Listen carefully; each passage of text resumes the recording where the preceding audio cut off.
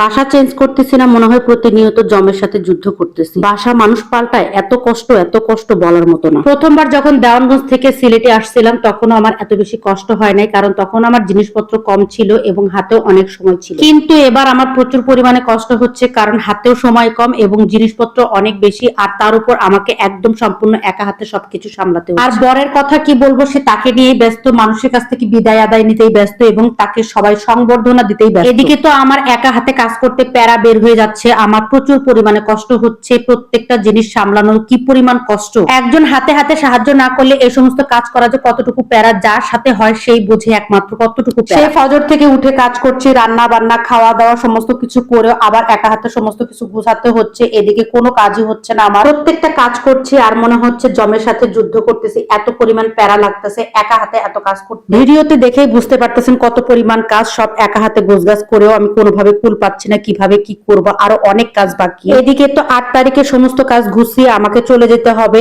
আর কি করব এখনো কোনো কিছু গুছিয়ে উঠতে পারি। দীর্ঘদিন একটা জায়গায় থাকার পর একটা সংসার টুকিটাকি অনেক জিনিস জমে যায়, যার কারণে অনেক জিনিস গুছাতে একটা মানুষের কত পরিমাণ কষ্ট হয় সেটা ভিডিওতে দেখেই বুঝতে পারতেছি। একা একা এত কাজ করার পর এখন মনে হচ্ছে বদলিটা না হলেই বোধহয় ভালো হতো আমার জন্য। তার উপরে এই জায়গাটার মায়া কাটিয়ে উঠতে পারতেছি না, এই বাসাটার মায়া, তারপরে বাসার প্রত্যেকটা মানুষের মায়া কাটিয়ে উঠতে পারতেছি না কোনোভাবে। সমস্ত মায়া কাটিয়ে আবার অন্য জায়গায় চলে যেতে হচ্ছে, সেখানে আবার এতগুলো ভালোবাসার মানুষ পাবো কিনা জানি না। এখানে আমি অনেক সংগ্রাম করেছি এবং অনেক ভালোবাসার মানুষ পেয়েছি এবং প্রত্যেকটা মানুষের এত সাহায্য পেয়েছি। এই জিনিসগুলো, এই কথাগুলো, এই ভালোবাসাগুলো আমি কখনোই ভুলে থাকতে পারবো না, কখনোই না। সবার ভালোবাসা ছেড়ে সবার মায়া কাটিয়ে এখান থেকে যেতে আমার খুবই বেশি কষ্ট হচ্ছে। নতুন জায়গা, নতুন পরিবেশ, জানি না আবার এরকম ভালোবাসা কারো কাছ থেকে পাবো কিনা, এরকম সম্মান সবার কাছ থেকে পাবো কিনা, আমি এটাও আশা করতে পারছি না। সিলেটের মানুষের মধ্যে প্রচুর পরিমাণে আন্তরিকতা আছে, যার কারণে আমি এত ভালোবাসা পেয়েছি, আলহামদুলিল্লাহ। আমি জানি না এই ভালোবাসাগুলো আবার পাবো কিনা, জানি না কখনো আবার এখানে ফিরে আসতে পারবো কিনা, জানি না কখনো এই ভালোবাসার মানুষগুলোর সাথে আবার কখনো দেখা হবে কিনা। আজকে আমার বাসা গোছানোর 3য় দিন, তারপরও দেখেন অনেক কাজ বাকি। সবাই একটু দোয়া করবেন আমার জন্য। ভালো থেকো আমার ভালোবাসার মানুষগুলো, সিলেটবাসী সবাই, এবং আমি তোমাদেরকে কখনোই ভুলতে পারবো না।